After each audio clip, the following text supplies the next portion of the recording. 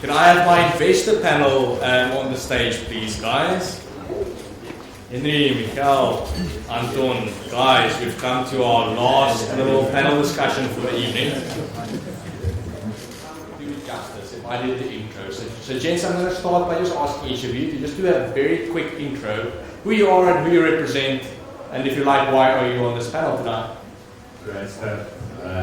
Nice to meet everyone. So I don't know if you know, but I've always been working with startups about 16 years across the whole world in Africa. The best one I like is Counder. What I should say is Airbnb, and then in Africa, pretty cool ones like Photobase, Paystack, Native Insurance, Judo, Number 6 Crypto Exchange, Outstanding Marsh, Pretty Cryptic. And Powerful Insurance, I just love those. That team is like epic, like next level. So I'm here because I work with all the venture capital firms across Africa. I worked and lived in 23 countries in Africa. I know what it's about to build scale businesses. I jumped out of my corporate suit in 2015, wanted to build an agri-tech fintech startup, and I found the damn journey so damn hard. I ended up in Cape Town to find angels, which eventually ended up with me going, oh, this is like, there's so much to learn, and there's so much I could share to founders. So I always has programs, new stuff, activate credit programs, buy investors, machine learning stuff, all the tech stuff. I love the more term sheet focused stuff, the ones that scale. And that's why I'm here today, and I want to say, no, thank you so much. This is epic. Thanks, Henri. Thanks for being here. Michel, go for it. I love that we're wrapping up. You know, it's always fun to have Henri around because he certainly tunes up the energy. So first and foremost, thank you for putting this together. It's amazing. It's what Cape Town needs. It's those conversations of like-minded people, founders and investors, and scale-ups, other support organizations. So really, really cool. Happy to be here. My name is Michel Weiss. I'm originally from Germany, but decided to become a South African and African at heart. And I moved to Cape Town in 2018. Back then, still an entrepreneur, now an entrepreneur to an angel investor. And we really focus on driving European capital, German capital into early stage ventures in the South African and Sub-Saharan landscape, because I believe there's so much potential in this highly, and I'm looking forward to discussing it on this panel as well, in this overlooked and underappreciated early stage ecosystem, and this is what we're here trying to solve and bridge a gap and drive funding into that market. Awesome. Thanks, guys, and thanks for inviting me as well. Anton here from Crossfin. I suppose when you ask why you're here, and we've heard a lot about culture and values and all those things earlier in the evening, one of the things that was drummed into me a few years ago was figuring out what your purpose was, and making sure that you understood, or every founder understood what their purpose was, what problem they were trying to solve, and whether they had the right attitude to get through thick and thin to achieve what they needed with whoever decided to back them. And my purpose that sort of came to be after lots of reflection was actually mentoring founders. I really enjoyed watching guys grow from, when you meet guys with a young, lots of energy, an idea, and we've met a few with purely an idea, and you backed them over 10 years, and then they've exited and they've done really well. Then you come back and you co-invest with them with the money they've earned in opportunities that sort their passion out, and you continue the journey. I really enjoyed that. How did I get here? I suppose it's a long journey, and it's taken a long time, way north of 25 years since. I actually did my thesis on electronic point of sale at UCT, and then went traveling the world because I didn't know what to do. So I traveled the world for 3 years, just working around. And eventually I got this call from actually my father, who had a computer shop, and he said, remember your thesis? Well, I've written a program to control the stock in my shop. I think there's a business here. So I packed up and came back home, and we started a point-of-sale business. We competed with Gaylard and Aldi Sales and all those guys in the early 90s. We grew to the largest independent point-of-sale business in Cape Town, and we exited at the end of 1999, which was just in time. And then joined MO Business, just was approached to build an e-commerce business for them in the early 2000s. We built SafeShop. It was the first e-commerce gateway. We onboarded We Can Pay Online and Ned Florist and all those guys. I formed the South African Forum for e-commerce and chaired it to make everyone understand e-commerce was safe. But the market was so small that we got that going way ahead of our time for about 7 years. It's now pay you today, but I left in 2007 where we flatlined. You could only shop online with a credit card. But we had built inward shopping, inward auctions. We actually did TV shopping on DSTV. And we had a really good journey, and we took that payments experience, and I joined the UCS group, which was listed on JSE, and actually helped retailers with their e-commerce and their point-of-sale payment businesses, and we basically invested in businesses that supported retailers. And that journey's evolved. My partner and I, from those days, Dean, we sold half or 2/3 of the UCS business-to-business connection in 2011. And then basically renamed the business Capital Investments, invested off balance sheet with some of the businesses that we started backing in those days, which were just ideas. We met really cool guys, Ben and Barsi from Y Group, pure idea. We started backing them with a little bit of cash and an idea that actually didn't work out. It was SnapScan on a feature phone, so the days before smartphones, it was called Y Wallet. Didn't work out, but we helped them pivot it into Y Group. In fact, the guys from Ikorka, they came to us with an idea. They wanted to build the Square of Africa, but it needed a device that could plug into a phone that you could put your pin in on, and there was nothing in the world at the time. They thought they could build it. They did. We backed them. And a couple of those through those journeys, and over time, Capital, we spun out the fintech assets, which were the ones that always impressed me in our portfolio, into a new fintech-focused investment fund called Crossfin. And been doing that ever since. That was in 2017. So we've got a really cool portfolio, some really early stage businesses, some very nice mature businesses. We're just in the process of exiting retail capital to Town Bank, you might have seen that. And they're another great entrepreneur in Carl Westwood. So that's, I suppose, okay. Guys, And can we thanks get... to Henri, because he comes to all of our conferences and shares his love. do we have a Lifetime Achievement Award we can also bring for Anton, please, guys? That's nuts. Wow. Henri. Just for a second, so AWS has been quite bullish on the African startup ecosystem. So I know you guys don't obviously invest directly, but there's been rumors of a fund of funds. There's a lot of backing for startups and for early stage guys. Why? Hang on, so let me just refix that statement. So we actually have a fund. It's called the Alexa Fund. It's $250 million fund. We've got a $2 billion fund. It's called the Climate Change Pledge Fund as well. And then we've got a fund of fund, which is for underrepresented founders, because we believe that if we increase diversity in Africa, we will double up the output of startups in Africa, create jobs and scale. So just to take it a step backward. But so what we do is we work with venture capital firms, accelerators and incubators across Africa, because when a founder and a founding team realize they need help, and you mentioned that, right? Mentorship. You've got to go to a place where they can help you. And that's your first step. So I went around Africa, did startup days in Lagos, Accra, Ghana, free stuff, lots of good food and lots of great founders.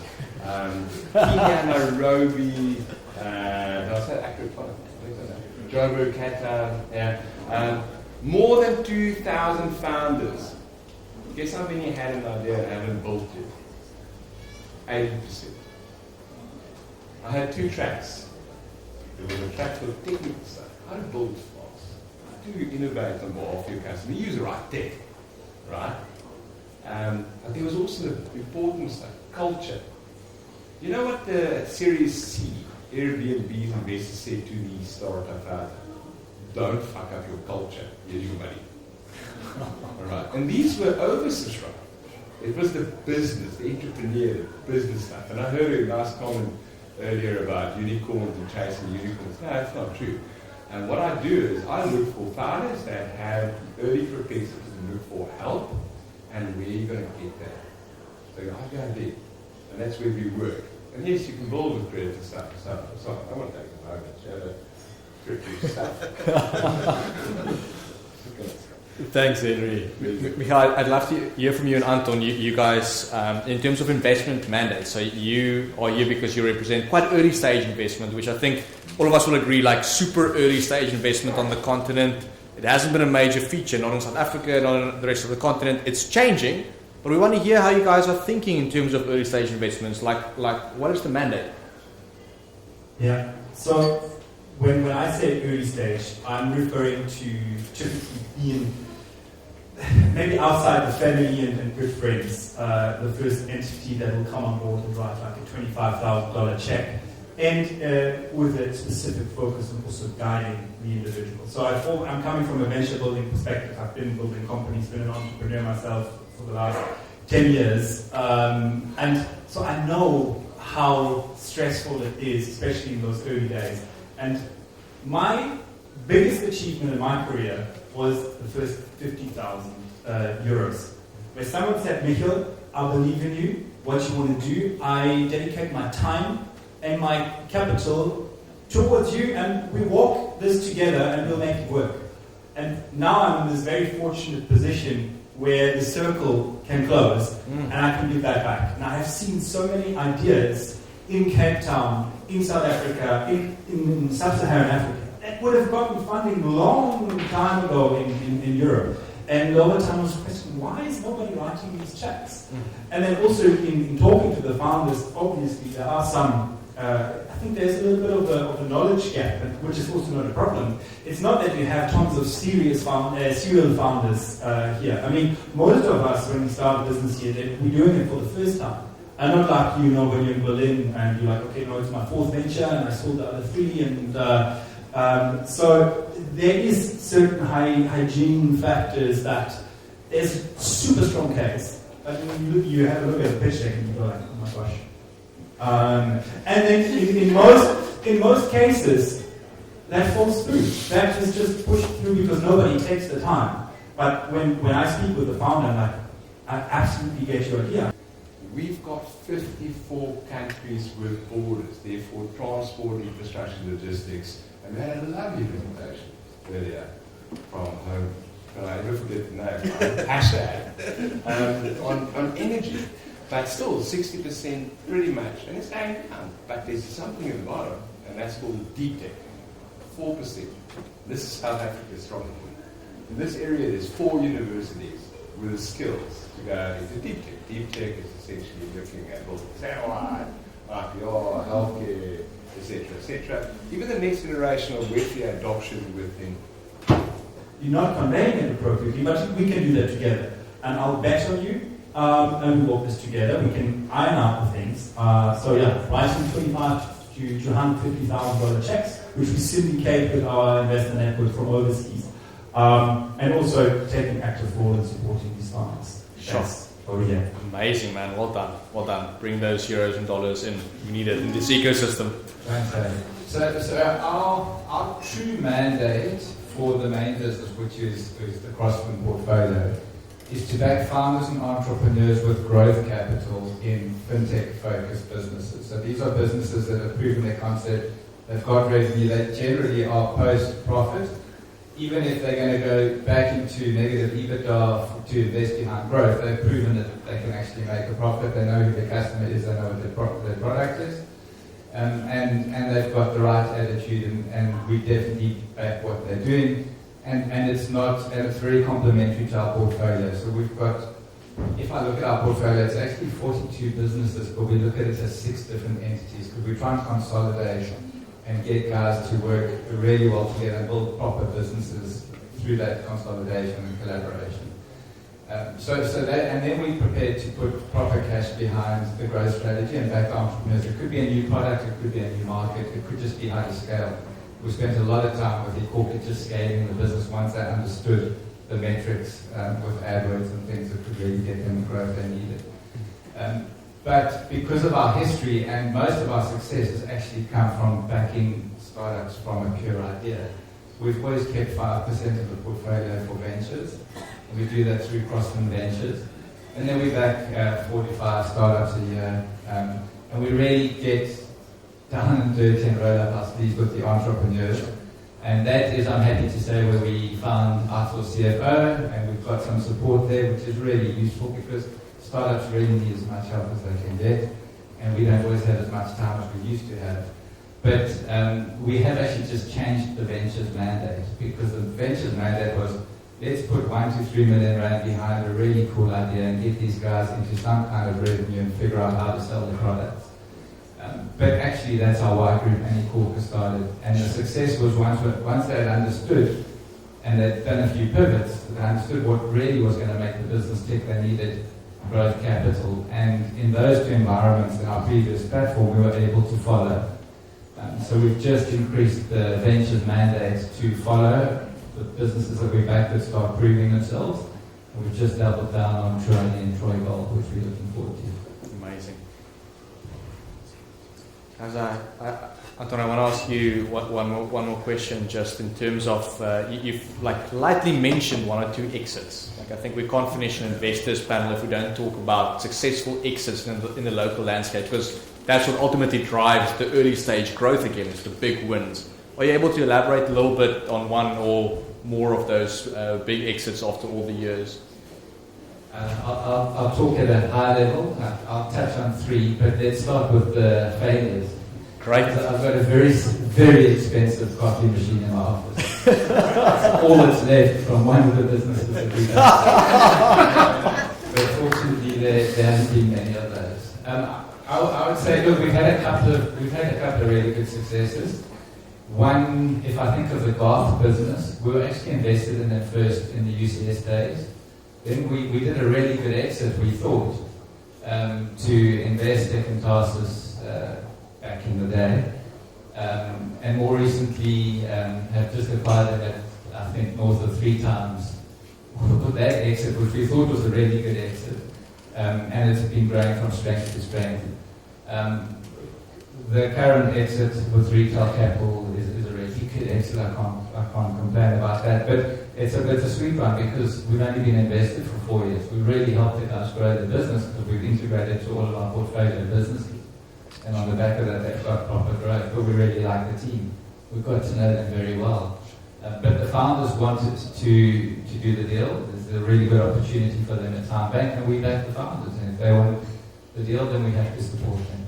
Sold to Time Bank. Cheaper. Okay. Third one. So Y Group, which we sold to Self-Pay, which owned a business called Yo-Yo. Yo-Yo, out of the UK, bought Y Group.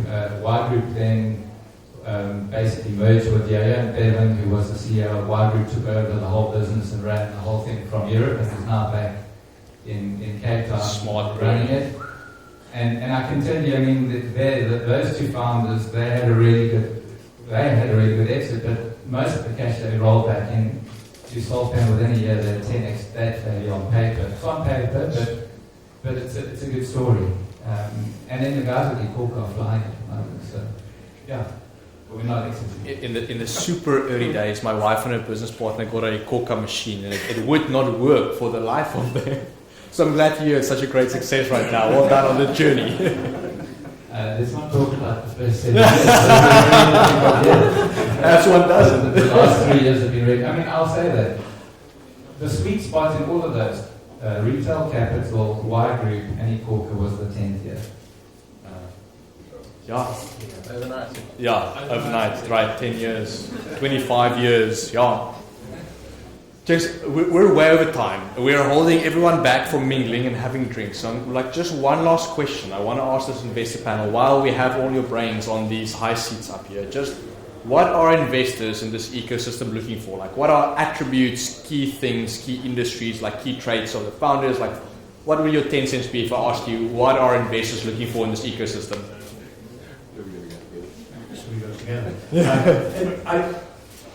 I hope you don't take an offense, but I'm spinning your question slightly and answering from, because we're talking about the investment landscape. Let's talk about the South African investment landscape, especially as we all say, we need more capital here, be it in the earlier stages or later stages, to really drive our venture activities.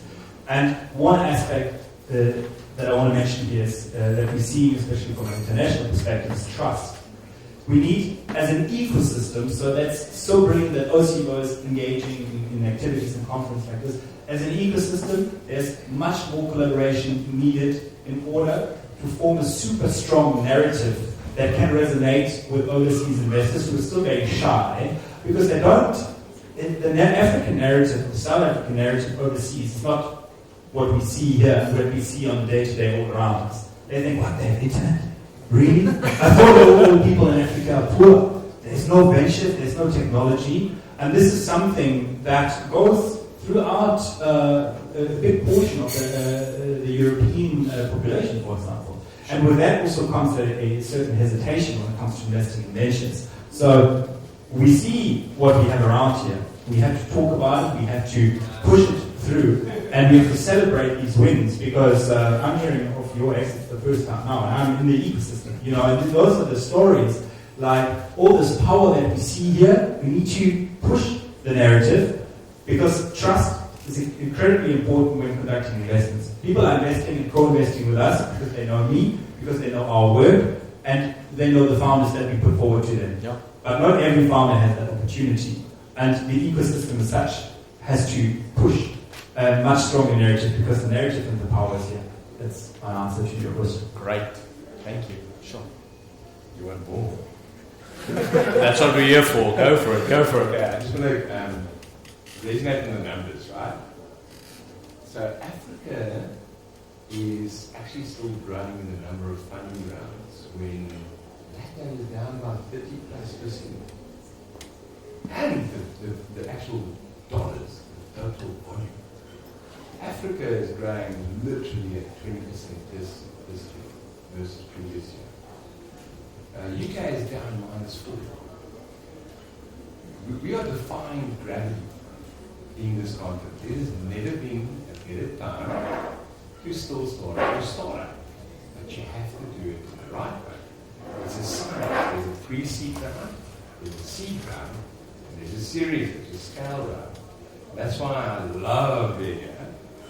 Because our CFO really helps with the cash analysis, your capital, investment levels, your financial condition. So it's really easy to get $100,000 of credits from AWS, to build on AWS and, build, I don't know, for the next 2 years. That's not the problem. But you've got to think sales, scale from day one, and for that you need to get your basics in place. You've got to do technical due diligences. And we do that with partners. Startups. So really good stuff, security, scale, efficiency, privacy. This goes on, right? Success for a founder. By the way, more than 60% of all founders in B2B is invested. Wow. So if you get B2B business, you should be able to get more investment. Sorry, that's how it is. Because it's like a SaaS business, scalable. From an investment lens point of view, there's like 62% is invested still in fintech. I always say, well, everything is fintech. No, it's not really true. Because in Africa, we're solving our challenges. We've got 54 countries with borders, therefore transport, infrastructure, logistics, and we had a lovely presentation earlier from home. Can I ever forget the name? Hashtag. On energy. But still, 60% pretty much, and it's going down. But there's something at the bottom, and that's called deep tech. 4%. This is South Africa's strong point. In this area, there's 4 universities with the skills to go into deep tech. Deep tech is essentially looking at both satellite, IPR, healthcare, etc., etc. Even the next generation of Web3 adoption within useless right now. So Very broad definition. yeah, exactly. But so the landscape changes where you are. Cape Town is not the same as Stellenbosch. It's not the same as Johannesburg. Your mentors are different there. You've got to really network. This is what you are here, isn't it? Is to learn that. And I think it's super cool that everybody's here and that you've arranged this. This is even better. On changing the narrative, so true. I've done 70 videos for startups for free. Get their story out. And the CNBC interview with CNBC Africa, I still haven't even watched that. But we did it to talk about Africa and the narrative. And by the way, there was actually this thing called 5 unicorns and 1 year from zero, actually won Jumia as an exit. In one city, Lagos, it never happened. We are the growing continent of startup inventors and venture building. And it's getting ready for that investment round that really matters. And do it in the right way. It's a science. So yeah, that was just my last. Sure. Thanks, Henri. Ooh. Yeah, so what do we look at? So there's two ways of answering this. One, if it's an angel seed sort of startup, and the other is the larger, more. And obviously I'll talk more to the early stage one because the larger ones are easier. It's history, we heard about that. It's all the good things about a business and how much cash it's generating and how fast it's been growing and how you can scale it. But I mean, I think if you come to the early stage, which is the difficult one to get right, assuming that there's a really good problem that definitely needs to be solved, and we heard that from home, it's a really good example. It comes down to the attitude of the entrepreneur. You've got to get through thick and thin, and you've got to come to work with the right attitude every day. And then the inspiration. You've got to, and we heard about culture earlier, you've got to inspire your team and your culture through thick and thin. And if you've got the right attitude and you inspire your team, and you're solving a good problem, then I get excited. Then what you should be asking, we spoke about this earlier, is actually you should be asking what we should look for in a startup or something. You actually need to ask, what do you want from an investor? And there are so many different types of investors. And once you understand what you're looking for, then go and see who and how you can get that money. Because you can do a Series A round, you can get 1,000 investors, all with small little caps, and they can make your life really difficult. Or you can say, you know what, I'm gonna really scrape this out. I'll get 1 or 2 investors. They might even be family or friends initially, and I'm going to prove that I can make this thing work. And then I'm only going to get cash when I need it. I'm going to focus on making as much cash myself through the business as I can. And because then you're in control for much longer, and it's a lot less complicated when you want to do anything. So yeah, it's ask the question first. What are you looking for from an investor? Great. You know, ask other founders doing what you're doing. Okay, they're looking for investment. That's also a good narrative to use. You want the back? I've got this one. Guys, can we give these 3 gents a huge round of applause?